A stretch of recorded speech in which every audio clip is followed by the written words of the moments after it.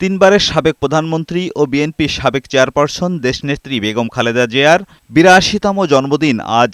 আওয়ামী লীগ সরকারের পতনের পর দিবসটিকে যথাযথ মর্যাদায় পালন করছে বিএনপি। শনিবার নয়াপল্টন দলটির কেন্দ্রীয় কার্যালয়ের সামনে সাবেক চেয়ারপারসন প্রয়াত বেগম খালেদা জিয়ার জন্মদিন উপলক্ষে দোয়া ও মিলাদ মাহফিলের আয়োজন করে বিএনপি।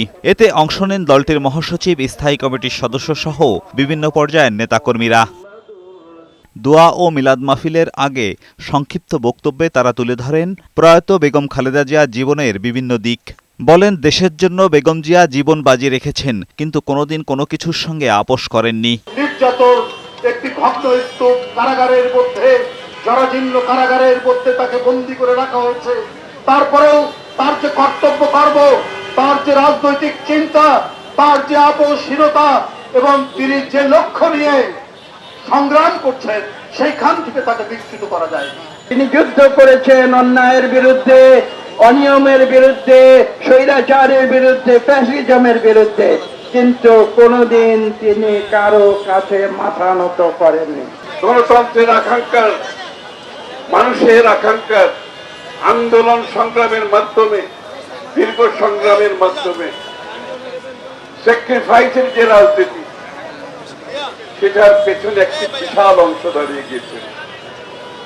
সেটা হচ্ছে বেগম খালেদা জিয়া। খালেদা জিয়া শহীদ জিয়ার মতো, তাই মাটি যতক্ষণ আছে, মাটির উপর যতক্ষণ আছে, ততক্ষণ তার আদর্শ পালনের মধ্য দিয়ে তাকে সম্মানিত করতে চেষ্টা করব।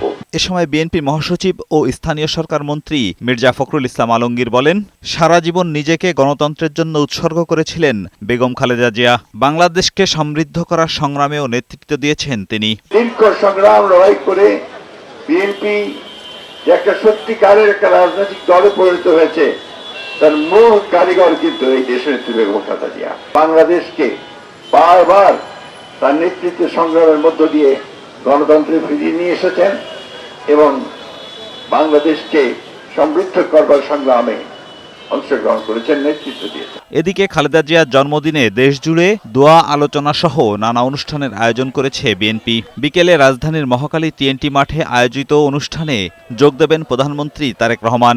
এ সময় দরিদ্রদের মাঝে আর্থিক অনুদান দেবেন তিনি। এজাজুল হক মুকুল, বৈশাখী সংবাদ, ঢাকা।